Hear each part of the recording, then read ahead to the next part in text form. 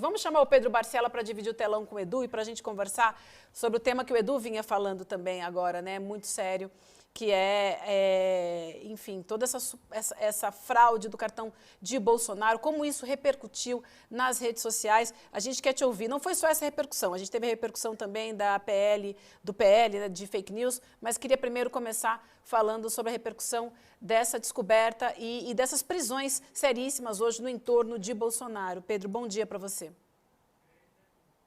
Bom dia, Vivian, bom dia, William, bom dia, Edu.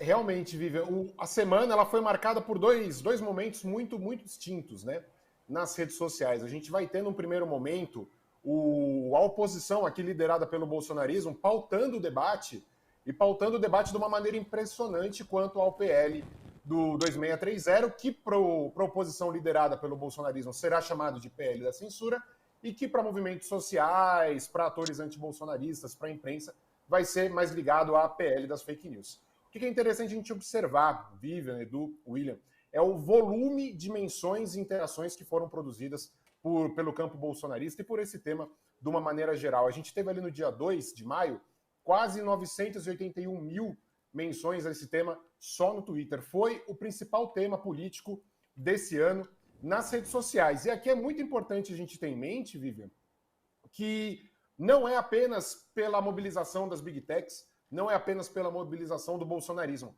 Houveram muitas falhas de comunicação sobre o que é esse projeto, sobre aonde ele vai agir e por que ele se faz necessário na nossa sociedade. Então, é muito perigoso, tanto o governo quanto atores da sociedade civil, alegarem apenas que a Big Tech interferiu ou que apenas o bolsonarismo interferiu. Houveram algumas falhas de exposição do que esse projeto do que esse projeto será capaz e precisará fazer na sociedade com relação à regulamentação de redes sociais, por exemplo. Mas fato é que esse volume ele vinha sendo explorado também pelo bolsonarismo como um sinal de derrota do governo federal, né? Ali havia uma onda crescente do campo de oposição para tentar pautar o governo federal como derrotado da semana e como pauta central da semana. Quando acontece essa operação, a gente vê aqui um cavalo de pau, de fato, né? O Edu mostrou dias atrás aqui no programa do CL o volume que vinha sendo construído de menções com relação a esse episódio do Bolsonaro e do Mauro Cid.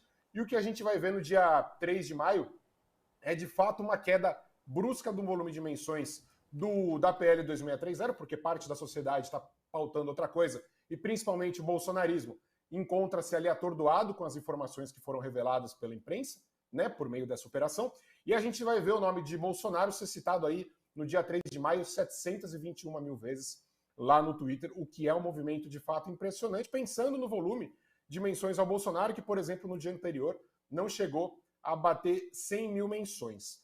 E o que é interessante a gente observar desse pico de menções ao Jair Bolsonaro, ao Mauro Cid, é que ele encontra-se também de maneira extraordinária na condução do bolsonarismo para assuntos relevantes e assuntos que os impactem diretamente. A gente vai ver que quase por 30 horas o bolsonarismo ele não consegue encontrar uma linha de resposta, uma reação ou como gerir essa crise, né? Uma narrativa que possibilitasse ao bolsonarismo sair das cordas ali no debate público. A gente vai ver que quase até 30 horas o volume de menções negativas sobre esse tema lá no Facebook, que é uma rede que a gente pode até dizer que é, de certa maneira, dominada pelo bolsonarismo, o volume de menções à operação ao Bolsonaro vai gerar em 70% de menções negativas, né? Isso passadas 30 horas das revelações.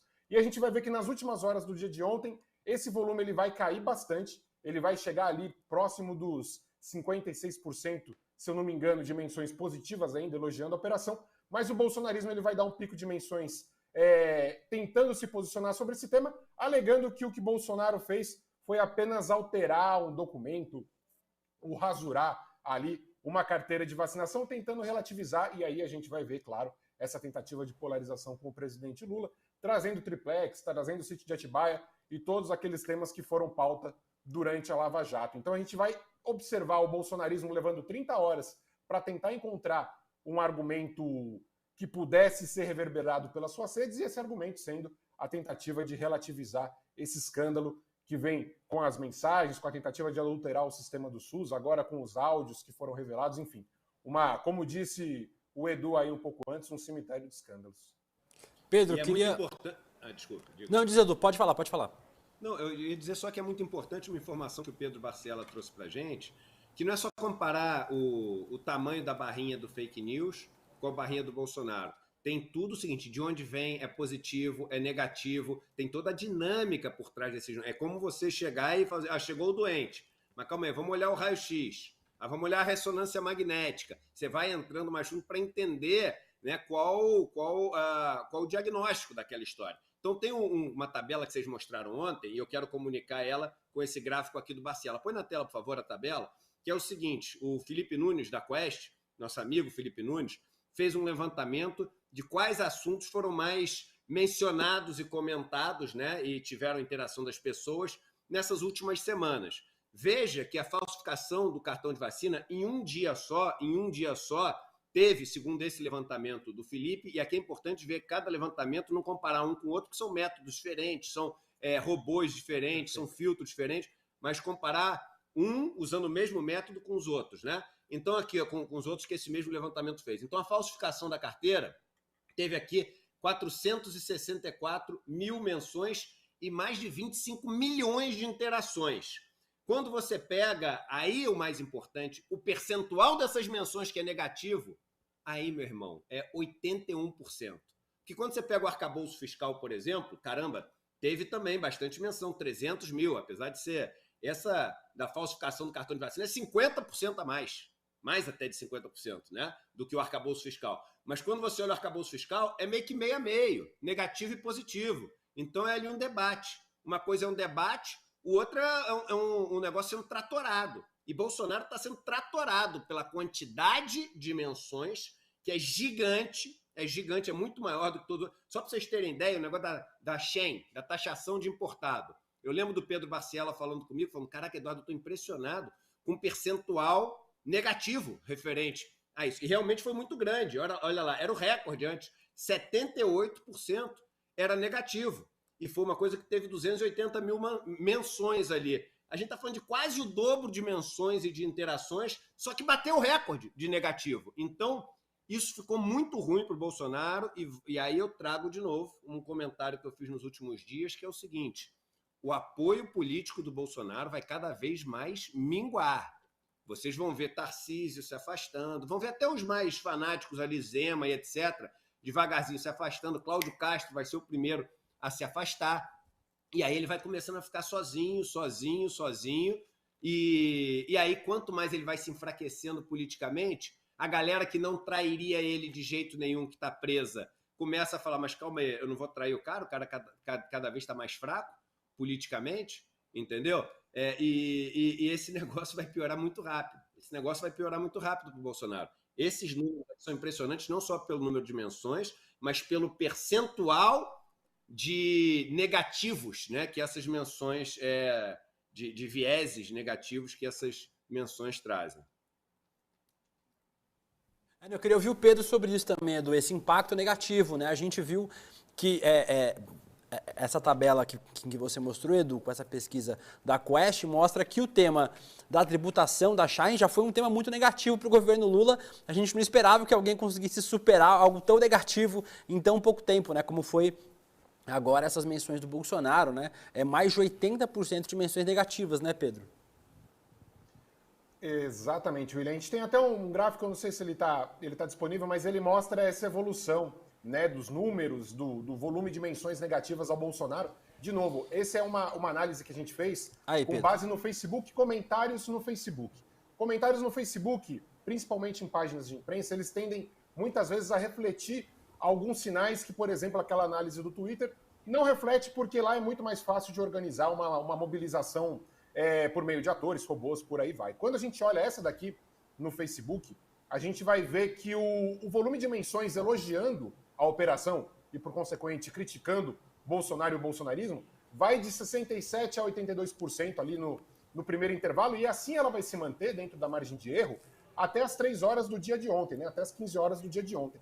Mas a gente vai ver que em determinado intervalo de tempo, vamos ser sinceros, que não há uma nova notícia relevante que poderia inocentar Jair Bolsonaro das acusações entre as 3 horas da tarde e as 11 horas da noite de ontem, né? Mas há ali uma mudança brusca no volume de menções bolsonaristas nas redes sociais, então tentando intervir, interceder nesse debate público sobre esse episódio. E ali, as menções positivas ao Jair Bolsonaro, então criticando a operação, elas vão saltar de 24% para 43%, sem nenhuma justificativa externa, né? Um novo argumento, uma nova linha, uma posição da defesa de Jair Bolsonaro ou de Mauro Cid que justificasse esse movimento. E o que a gente vai ver são exatamente episódios tentando relativizar, né, o que foi essa operação, alegando perseguição, dizendo que isso não é o roubo de bilhões, ou que então um presidente seria preso só porque ele mudou alguma coisa da vacina, tentando se apegar à ideia de que Bolsonaro simplesmente pegou uma caneta, a caneta Bic azul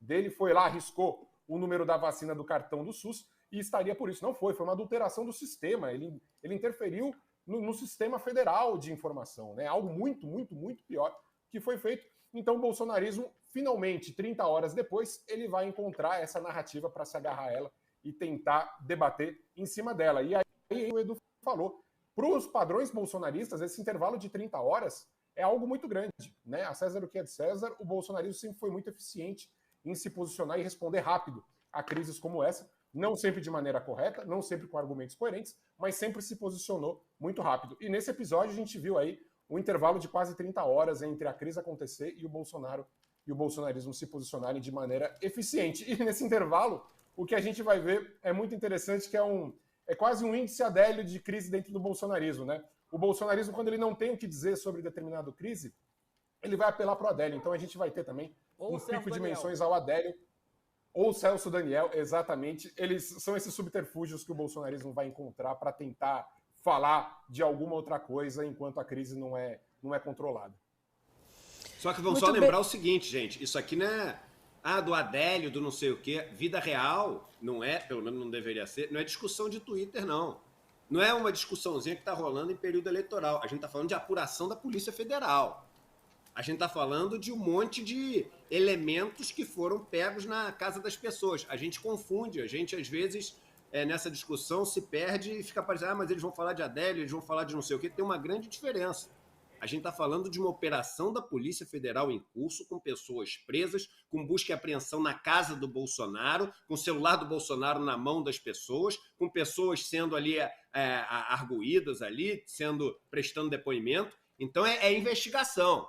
Bota na cabeça, vira a chave, porque a gente não está discutindo aqui, claro, está falando do que acontece nas redes, etc. Mas não vamos. Mas eles têm um argumento bom. Esse negócio do Celso Daniel pega.